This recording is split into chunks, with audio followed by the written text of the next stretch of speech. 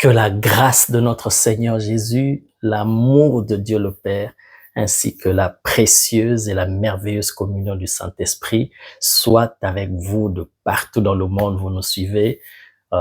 Chers frères et sœurs passionnés de Christ, amoureux du Saint-Esprit, assoiffés du Dieu vivant. Oh my God, comme disait le psalmiste, mon âme a soif de Dieu, virgule, du Dieu vivant. Oui, nous avons soif de Dieu, oui. Mais Dieu, c'est un nom commun. Mais nous avons soif du Dieu vivant, du Dieu qui se révèle, du Dieu qui se manifeste, du Dieu qui guérit jusqu'aujourd'hui. Pas du Dieu qui a guéri, mais du Dieu qui guérit, qui délivre, qui bénit, qui change, qui sauve, qui transforme jusqu'à ce jour. C'est en ce Dieu-là que nous avons cru. Le temps des miracles n'est pas passé parce que ce Dieu-là est vivant et il est réel. Son nom est Je suis. La Bible dit, oh my God, dans Hébreux, je crois chapitre 13, verset 8, Jésus-Christ est le même hier, aujourd'hui et éternellement. Grande est ma joie, bien-aimé, comme je le dis toujours, de se connecter avec vous en esprit au moyen de la parole vivante, au moyen de la parole éternelle de Dieu qui nous connecte, qui nous transporte jusqu'autour de la grande table du Seigneur où nous mangeons à notre faim, nous mangeons, c'est le buffet à volonté, nous nous servons, nous nous rassasions, oh my God, avec des plats délicieux de la parole de Dieu. Soyez richement bénis de partout où vous nous suivez. Je vous salue, bien-aimés, de la Côte d'Ivoire, du Gabon, du Togo, Bénin, partout en Afrique, Congo, Kinshasa, Congo, Brazzaville, en Europe, dans les îles, Haïti, Guadeloupe, aux États-Unis, vous nous suivez. Partout dans le monde, soyez richement bénis et surtout fortifiés en Christ. Alors aujourd'hui, l'Esprit de Dieu m'a mis à cœur de partager avec vous un verset que nous connaissons, mais par la particularité du Saint-Esprit, nous allons vraiment être bénis de la manière dont il va nous orienter. Alors, sans plus tarder, prenons, c'est un passage que nous connaissons, que nous avons déjà entendu plusieurs fois. Alors, ouvrons nos Bibles, lisons ensemble. C'est un court verset, un seul verset. Nous allons lire Psaume chapitre 34 et le verset 20. Psaume chapitre 34, verset 20, je lis. Voici ce qu'il est dit. Le malheur atteint souvent le juste, virgule, mais l'Éternel l'en délivre toujours. Oh, j'aime la parole de Dieu. Je répète encore, afin que nous puissions bien savourer. N'oubliez pas, je vous ai dit que nous sommes là, autour de la table du Seigneur. Quand tu regardes physiquement, peut-être que tu es allongé sur ton lit, peut-être que tu es au travail, peut-être que tu es au volant de ta voiture, peut-être que tu es assis confortablement sur ton canapé au salon, peu importe, mais ça c'est dans le domaine physique. Mais dans le domaine spirituel, nous sommes transportés autour de la table du Seigneur parce que nous sommes en train de manger la vraie nourriture. Oh my God! Jésus a dit, mon sang c'est le véritable breuvage. Et ma chair, c'est le vrai pain descendu du ciel. Alors là, nous sommes en train de manger la vraie nourriture céleste. Donc, nous sommes autour de la table du Seigneur. Alors, savourons le repas. Je te souhaite déjà bon appétit. Bon appétit. Oh my God. Alors, je répète pour que nous puissions bien savourer ce repas délicieux qui est plus que les plats que nous avons dans nos restaurants aujourd'hui, entrecôte de ceci, steak, tout ce que nous aimons là. Tous nos plats compliqués avec des noms compliqués, bizarres. Alors, lisons Psaume 34, verset 20, relisons encore. Le malheur atteint souvent le juste, mais l'Éternel l'en délivre toujours. Je suis rempli de joie quand je lis ce passage, mais j'ai un sentiment mitigé, je ne sais pas par rapport à toi. J'ai un sentiment partagé, c'est paradoxal. En même temps, c'est un peu étrange. Tu te poses des questions par rapport à ce texte et en même temps, ça te donne de l'espoir, de la joie. C'est la première partie, en fait, qui est un peu paradoxale. Le malheur atteint souvent le juste. Moi, je peux penser que le juste, le malheur ne peut pas l'atteindre, ne peut jamais l'atteindre. C'est cette partie qui est un peu paradoxale et ça peut te rendre un peu triste, te pousser à te poser des questions. Mais pourquoi ça? Mais c'est la deuxième partie qui redonne de l'espoir, comme lors du printemps, les arbres sont dans la joie parce qu'il y a le printemps qui arrive, les feuilles vont pousser, les fleurs, les plantes, oh my God. La deuxième partie, mais l'Éternel en délivre toujours. Ça donne de l'espérance que quelles que soient les difficultés que je peux traverser, je sais que l'Éternel ne m'abandonne jamais et il me délivrera toujours. Alors, voici ce que l'Esprit de Dieu veut nous communiquer. Le malheur atteint souvent le juste, mais l'Éternel l'en délivre toujours. Bien aimé, quand je lis ce passage, j'aurais bien voulu que ce texte me dise ceci. Au lieu de dire le malheur atteint souvent le juste, j'aurais bien voulu que ce passage me dise le malheur atteint rarement le juste.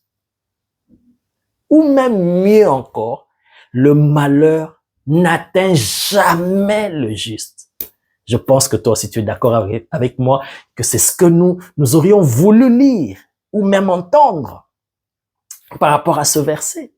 Je répète, ce qu'on aurait bien voulu lire ou entendre ou recevoir comme nouvelle, c'est le malheur atteint rarement le juste. Ou même mieux encore, le malheur n'atteint jamais le juste.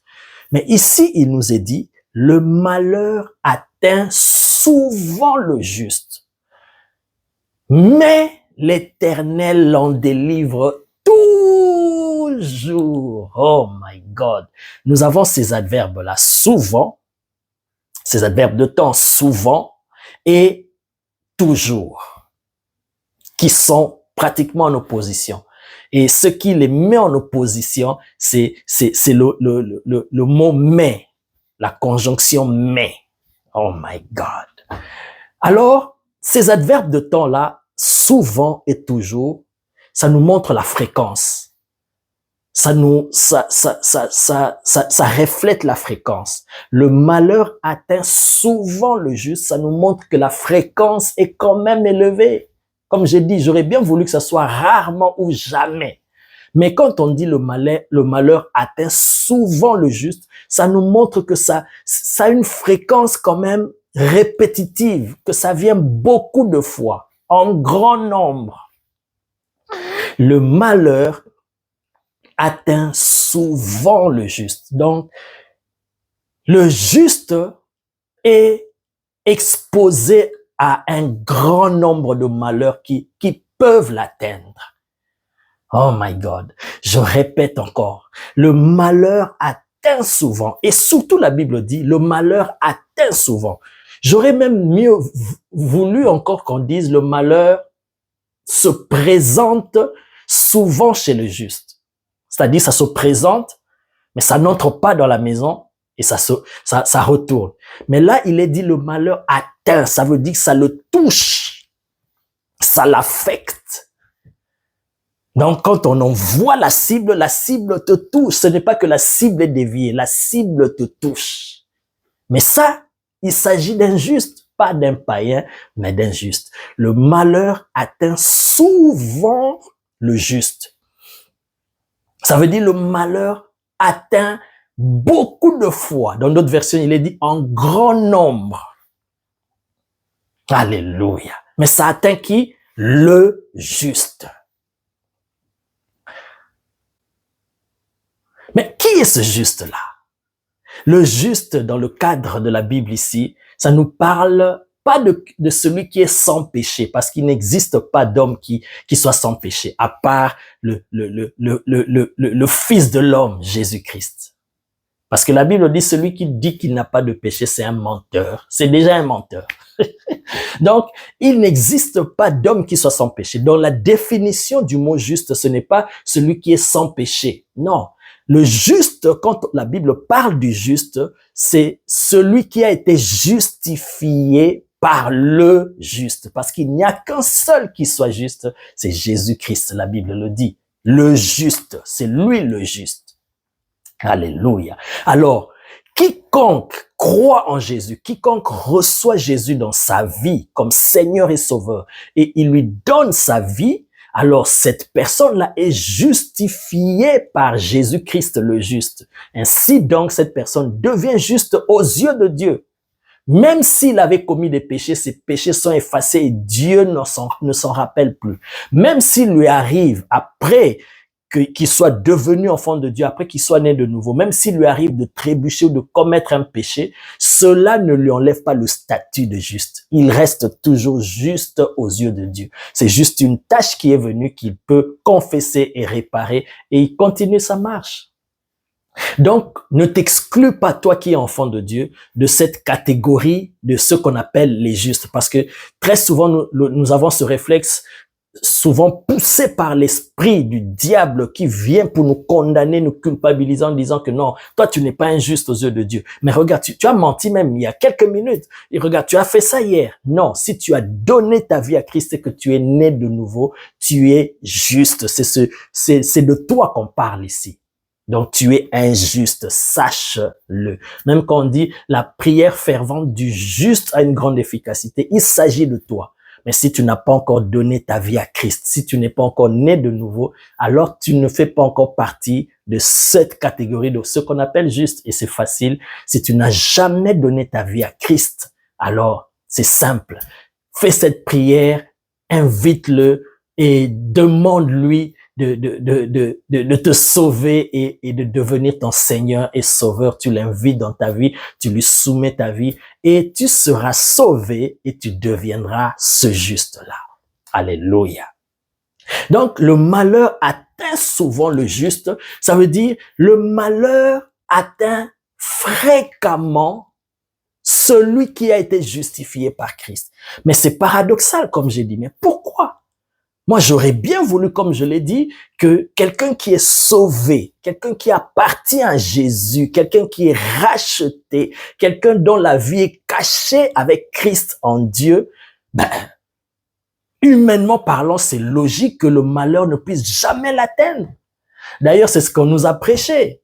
Certains messages qu'on a reçus à l'époque, il y a des années, on te dit non, viens à Jésus et tu auras la paix, viens à Jésus, tu auras une vie tranquille. Bien-aimé, quelque part c'est vrai, quelque part aussi c'est faux.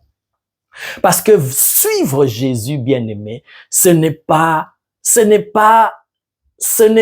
une vie tranquille où tu croises les bras, tu n'auras pas de combat. Non, c'est faux. Au contraire, comme je l'ai dit dans un des messages récemment, quand tu donnes ta vie à Christ, que tu le veuilles ou pas, que tu en sois conscient ou pas, tu es directement engagé dans une guerre spirituelle.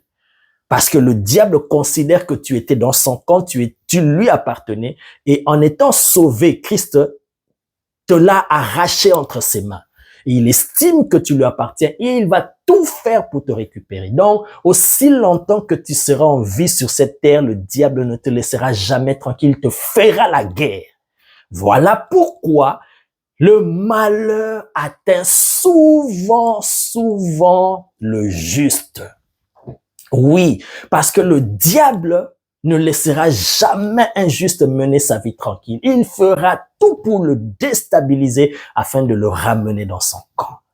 Le malheur atteint souvent le juste. Donc le juste, il passera par des temps compliqués et c'est très souvent, pas rarement, pas de temps en temps, mais c'est souvent. Ah, bien-aimé, comprenons ceci.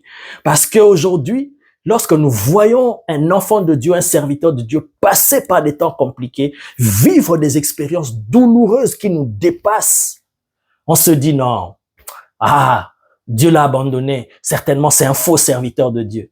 C'est comme si les vrais serviteurs de Dieu, c'est ceux-là qui mènent leur ministère ou qui font l'œuvre de Dieu tranquille, il n'y a jamais de problème. Non, au contraire, si tu sers le Dieu vivant, tu as l'onction de Dieu sur toi. Dès l'instant que tu portes l'onction de Dieu, bien-aimé, le diable ne te laissera jamais tranquille. Voilà pourquoi le malheur va souvent chercher à t'atteindre.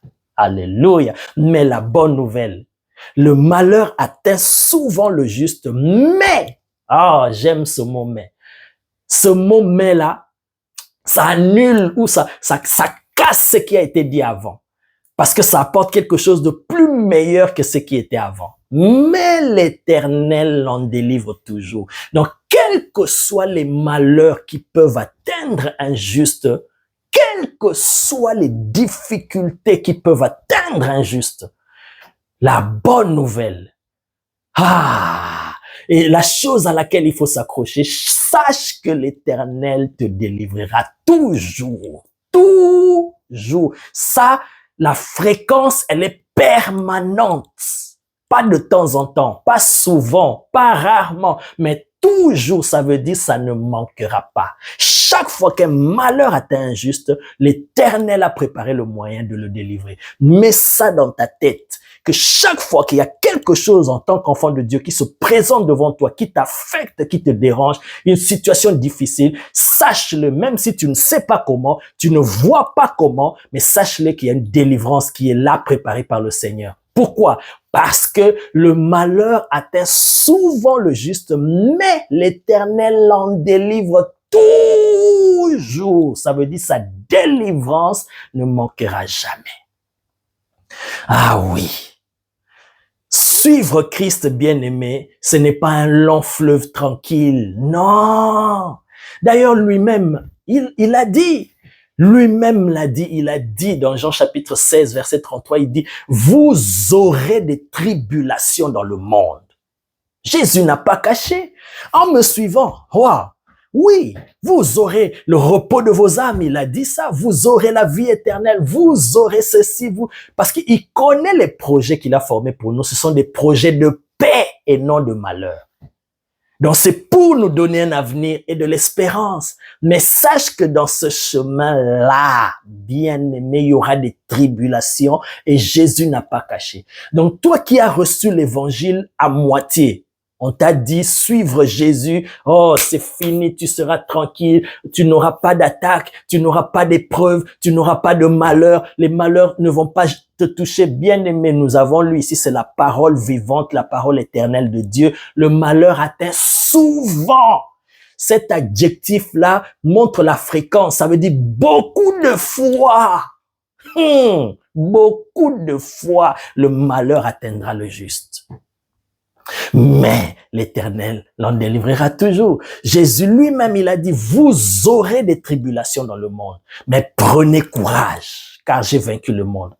Mais Seigneur, tu as vaincu le monde, mais empêche que les tribulations ne puissent nous atteindre. Non, vous aurez les tribulations, vous passerez par cela. Moi qui suis le maître, je suis passé par le chemin de la croix. Parce que c'est le passage obligé pour entrer dans la gloire. Vous aussi, vous devez y passer. Voilà pourquoi il a dit, si quelqu'un veut me suivre, si quelqu'un veut être mon disciple, qui se charge lui-même de sa croix, bien-aimé. Que symbolise la croix? La croix, c'est le symbole de la souffrance. C'est le symbole de l'humiliation. C'est le symbole de la trahison. C'est le symbole des bien-aimé, c'est le symbole de la mort même. Jésus nous a montré, nous allons vivre ces choses. En suivant Jésus, bien-aimé, ça ne nous épargne pas des malheurs. Non! Au contraire, ça nous épargne de la destruction. Ça veut dire le malheur va venir, mais l'Éternel ne permettra pas que ça nous détruise. Alléluia, parce qu'il va nous délivrer de cela. Mais la question, pourquoi permet-il ou pourquoi laisse-t-il faire ces choses de cette manière? Pourquoi permet-il que ces malheurs nous atteignent? Ça, c'est la bonne question qu'on peut se poser. Alléluia. Parce qu'il peut empêcher. Il voit tout. Il sait quand le diable prépare des malheurs contre nous. Dieu peut empêcher cela, que cela ne nous atteigne pas. Mais pourquoi il permet que cela nous atteigne? C'est pour un but. Nous allons découvrir cela. Écoute le message. Alléluia. Jésus a dit, vous aurez des tribulations dans le monde, mais prenez courage, car j'ai vaincu le monde. Lorsque l'apôtre Pierre ainsi que les autres disciples ont dit, mais maître, à un moment donné, ok, on t'a suivi, on a renoncé à tout, à nos activités, la pêche qui nous donnait de l'argent pour prendre soin de nos familles, mais nous ne voyons pas clair. Dis-nous, qu'est-ce que nous allons gagner en te suivant? Le maître a dit, oh, ne vous inquiétez pas. Vous recevrez des terres, des maisons, des bénédictions centuples. Vous aurez même des frères et des sœurs. Vous aurez tout ce que vous avez perdu ici-bas et même dans le siècle à venir. Et avec des persécutions. Oh my God. Donc, Jésus a prévu cela, bien-aimé. En suivant Jésus, n'oublie jamais cela, le Saint-Esprit veut te le rappeler. Parce que si tu ne connais pas ces choses, si tu ne comprends pas ces choses, chaque fois qu'un malheur se présente devant toi en tant qu'enfant de Dieu, le diable peut profiter de ton ignorance de cette vérité pour te déstabiliser, pour te dire, mais, moi je suis enfant de Dieu, pourquoi telle chose m'arrive? Alors ça veut dire Dieu m'a abandonné, ça veut dire que j'ai péché, ça veut dire ceci. Bien-aimé, Job n'avait pas péché. Job n'avait pas péché. Tous les malheurs qui se sont abattus sur Job. Oh, bien-aimé, épargne-moi de ce qui est arrivé à Job. Je ne sais pas. Quelle force morale avait Job pour s'attacher à Dieu de cette manière? Imaginons-nous en ce moment même, nous avons le sang de Jésus, nous avons le Saint-Esprit qui est avec nous dans cette nouvelle alliance. Des pareilles choses t'arrivent. Tu perds tes 10 enfants en un même jour, tes richesses, ta santé. Oh my God! Essaie un peu d'imaginer ce que Job a vécu. Tous les malheurs qui se sont abattus sur lui, le juste, alors qu'il est présenté même par Dieu et même par l'auteur de ce livre, en étant comme un homme intègre, juste et droit, craignant Dieu et se détournant du mal. Job était juste. Mais pourquoi tous ces malheurs lui sont arrivés? Parce qu'il y avait un but derrière cela. Donc si Dieu permet, parce que c'est Dieu qui avait permis, Satan avait tout fait. Il a dit, mais tu l'as protégé. Ça veut dire Satan avait tout fait pour toucher Job, mais il n'arrivait pas. Bien-aimé, rien ne peut t'arriver en tant qu'enfant de Dieu, en tant que juste, si ton Père Céleste ne le permet pas. Mais si ton Père le permet, sache qu'il y a un but beaucoup plus meilleur et glorieux derrière. Le malheur atteint souvent le juste, mais l'Éternel l'en délivre toujours. Alléluia. Oh, Jesus, thank you. Donc, Jésus nous a promis de recevoir des bénédictions sur cette terre, des maisons, des choses matérielles et même la vie éternelle et aussi les persécutions avec. Donc, bien-aimé, sache que en suivant Christ, il y a des tribulations, des persécutions, des oppositions, de l'adversité qui se présentera. Mais ne tremble pas devant cela. Pourquoi? Parce que le malheur atteint souvent le juste. Plusieurs fois le juste. Mais l'Éternel l'en délivre toujours. Toujours. Ça veut dire, il ne permettra pas qu'une situation puisse t'engloutir, t'avaler, te détruire. Jamais. Jamais. Maintenant, je reviens à la question que j'ai suscitée. Pourquoi le Seigneur le permet? Pourquoi le Seigneur le permet? Lisons un passage. Allons dans Luc chapitre 22.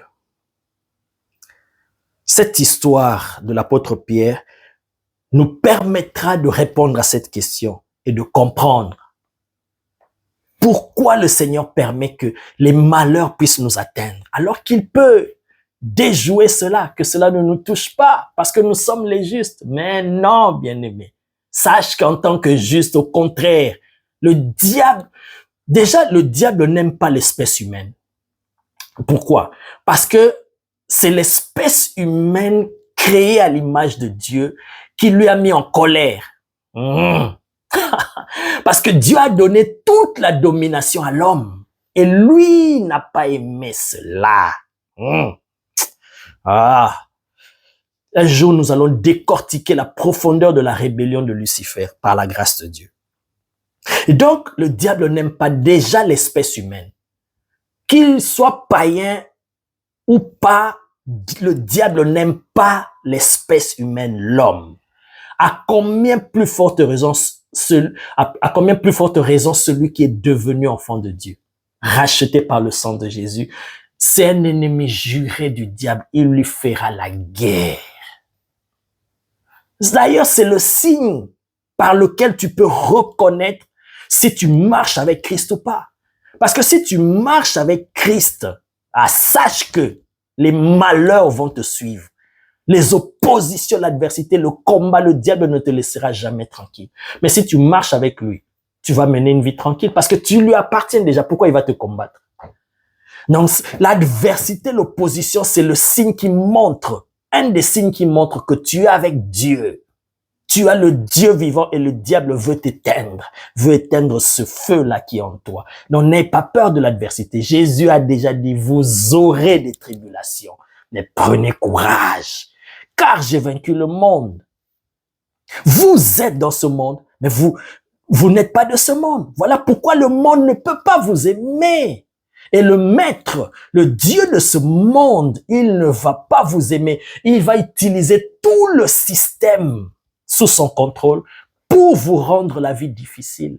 Mais prenez courage, j'ai vaincu le monde. Bien-aimé, ne tremble pas quand tu vois un malheur arriver devant toi, devant un serviteur de Dieu. Et surtout, ne juge pas un serviteur de Dieu quand tu vois autant de malheurs s'abattre sur lui. Bien-aimé, parce que le malheur atteint souvent le juste. Et je peux même rajouter ma phrase à moi. Le malheur atteint rarement l'injuste ou celui qui ne connaît pas Dieu ou le païen. Rarement, c'est de temps en temps. Pourquoi? Parce qu'il est déjà dans le camp du diable. Mais celui qui est juste, le malheur viendra souvent. Oh, j'ouvre encore une parenthèse que je referme rapidement. Parce qu'il y a des gens qui ne comprennent pas la portée de la vie en Christ. Tu vas entendre même, il y a certaines sœurs qui te disent, moi j'aimerais bien épouser un pasteur, un homme de Dieu, un homme rempli d'onction parce qu'avec lui, je me sentirai en sécurité. Le diable ne pourra pas nous s'approcher de nous. Le diable aura peur, il va s'éloigner. Bien, mais au contraire, c'est quand tu sais déjà que tu vas épouser un homme loin. Prépare-toi, c'est que vous aurez des combats dans votre vie, dans votre couple, dans votre ministère. Le diable ne pourra jamais vous laisser tranquille. Donc, c'est une erreur de penser que en étant à Jésus, en se mariant avec un homme de Dieu, une femme de Dieu, je suis en sécurité, moindre problème, il va prier, il va libérer l'onction, il va déclarer. Bien aimé, au contraire, le malheur atteint souvent le juste. Il passera par des situations compliquées au point qu'on peut se demander, mais est-ce qu'il a toujours Dieu ou pas? Des situations bizarres et compliquées. Oh my God. Lisons. Luc chapitre 22. Luc chapitre 22 et le verset 31.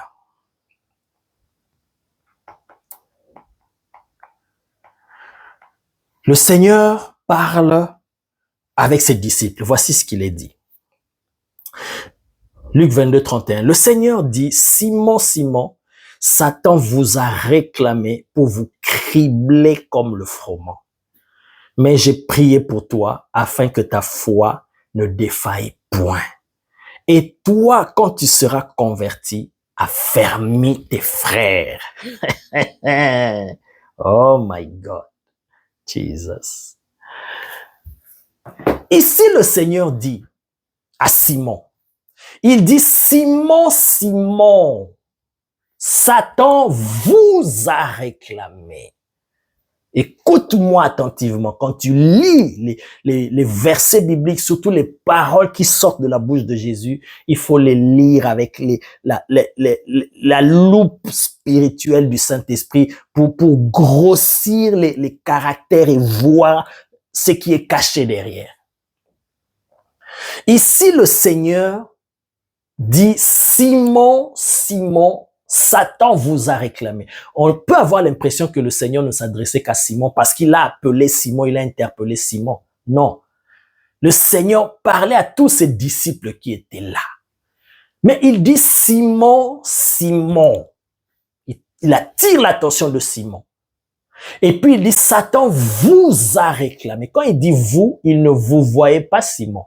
Le Maître Jésus n'a pas besoin de vous voyer Pierre.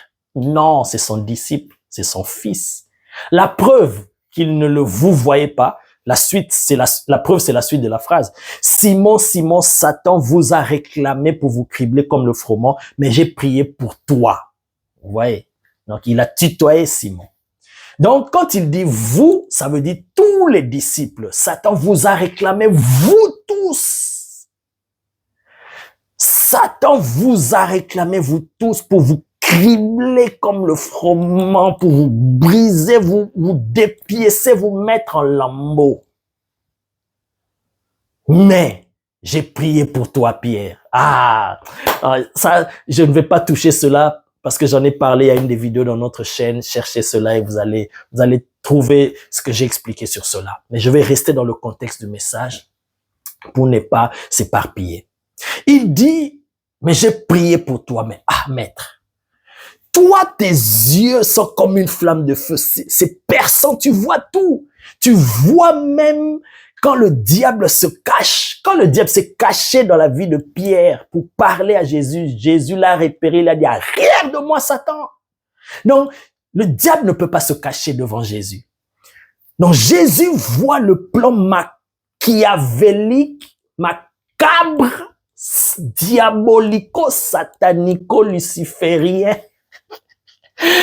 Donc Jésus voit, il annonce et il révèle à ses disciples le plan macabre et destructeur que le diable prépare contre eux.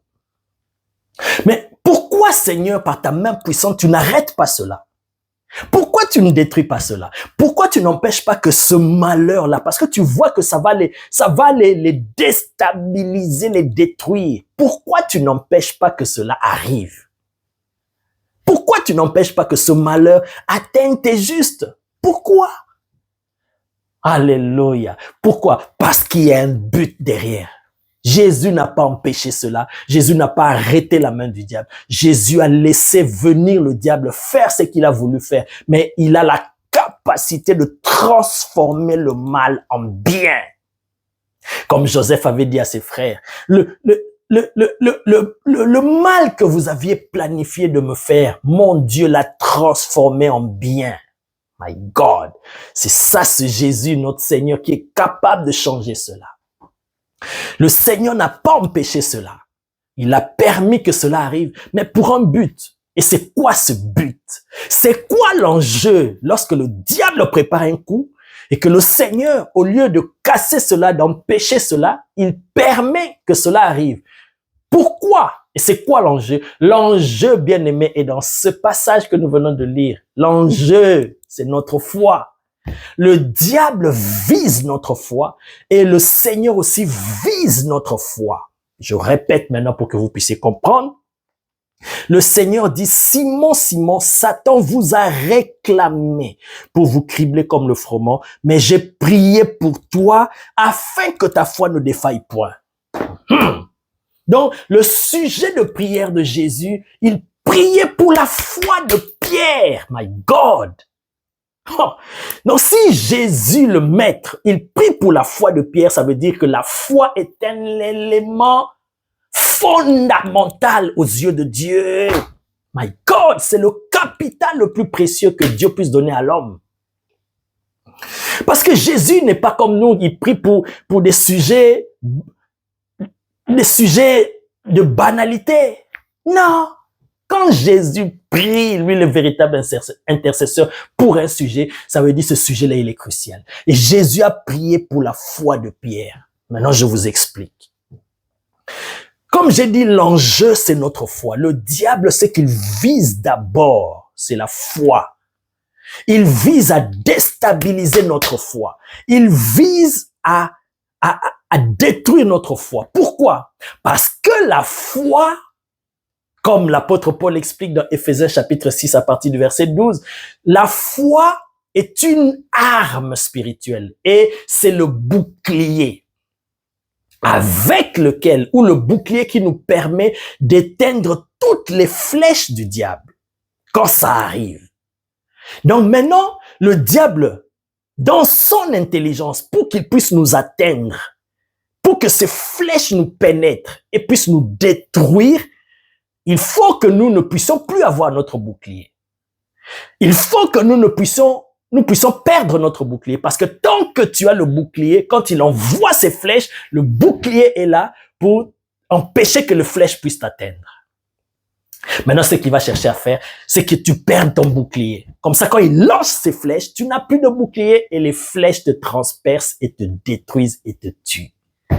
C'est ça l'enjeu, la cible du diable. Quand le diable vient t'attaquer, bien-aimé, il ne vient pas chercher ta maison. Il ne vient pas chercher ton château, ta Maybach. Il ne vient pas chercher ta montre Rolex. Le diable n'a pas besoin de prendre tes enfants.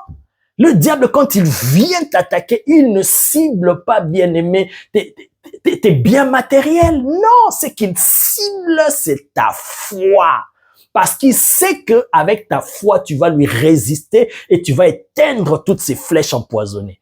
Donc, il vise d'abord à détruire ta foi afin qu'il puisse te toucher. Or, le Seigneur le sait. Voilà pourquoi le Seigneur a prié pour la foi de Pierre.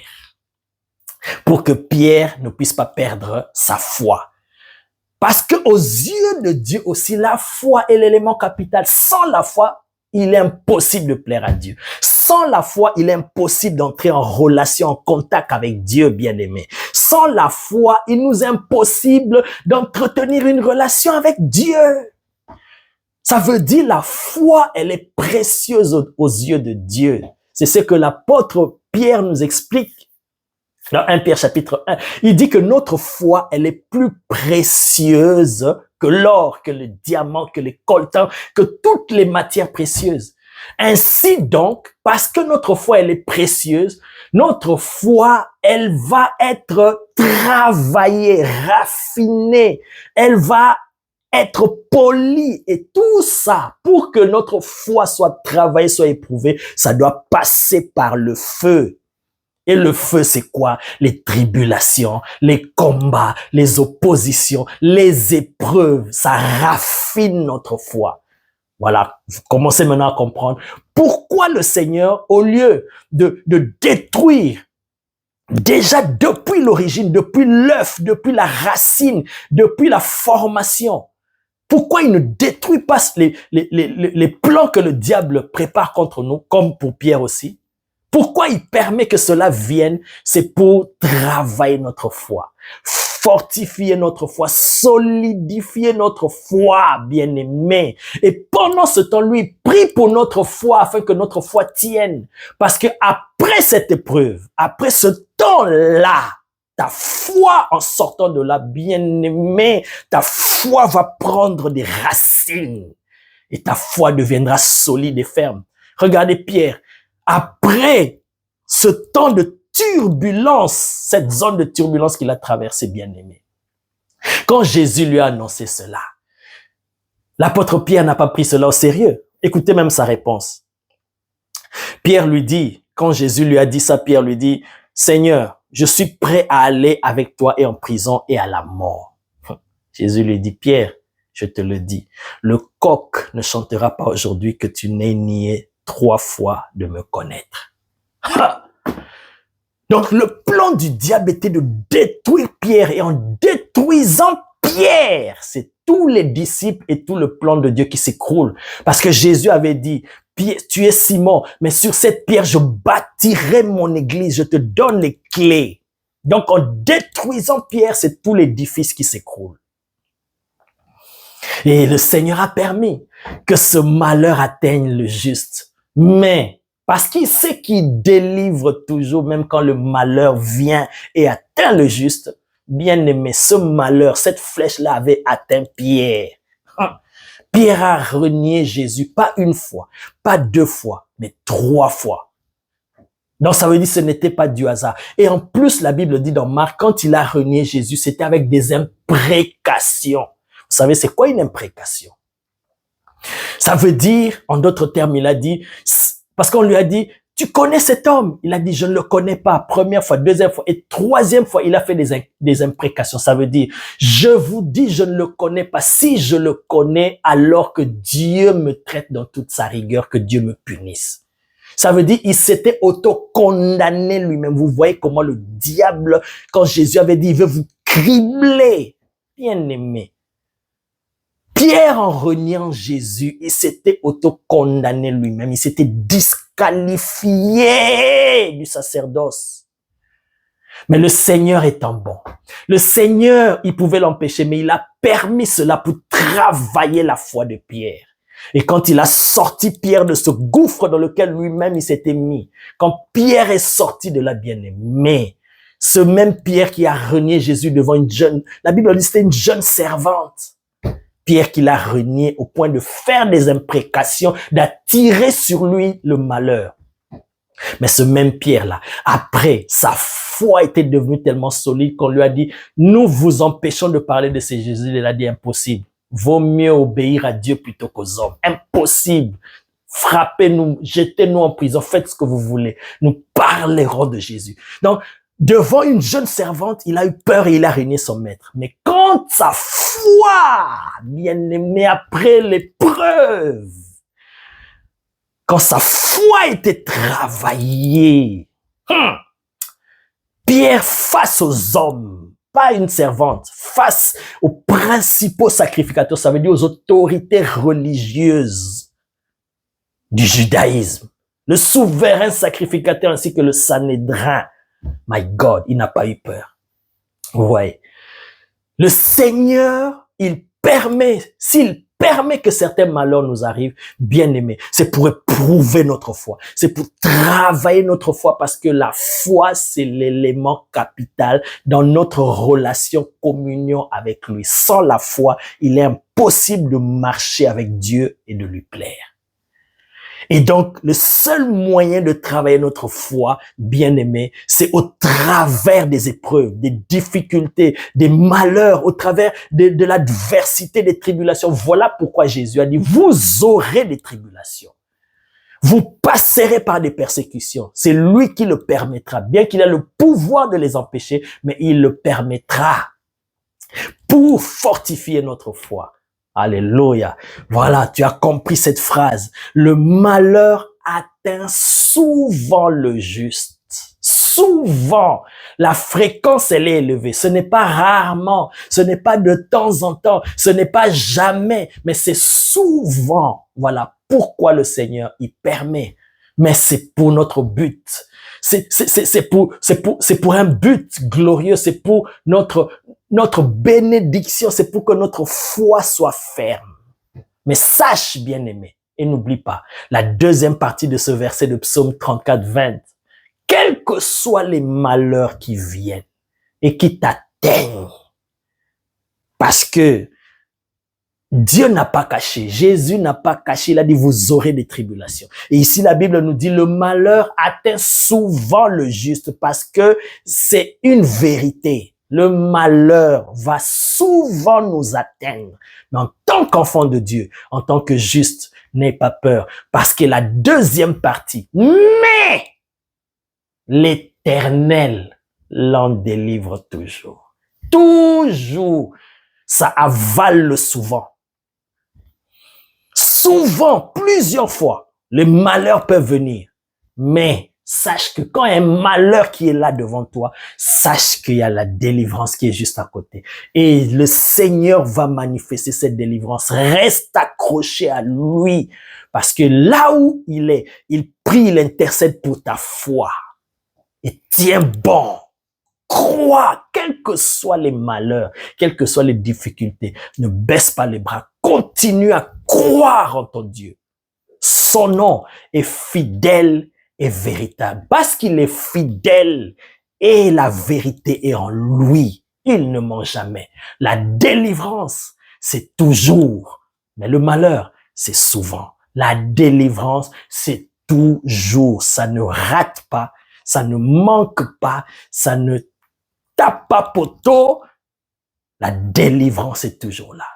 Donc, toi qui traverses des moments difficiles en tant qu'enfant de Dieu, quel que soit ce que tu traverses aujourd'hui, même si tes yeux ne voient pas d'issue, je te le dis, par rapport à la vérité de la parole de Dieu, sache que la délivrance est là juste à côté. Et la délivrance ne tardera pas à venir. Pourquoi? Parce que la délivrance, sa fréquence, elle est permanente. Elle est toujours. Le malheur atteint souvent le juste, mais l'Éternel l'en délivre toujours. Sois richement béni là où tu es et que ta foi soit fortifiée et que ta foi devienne ferme.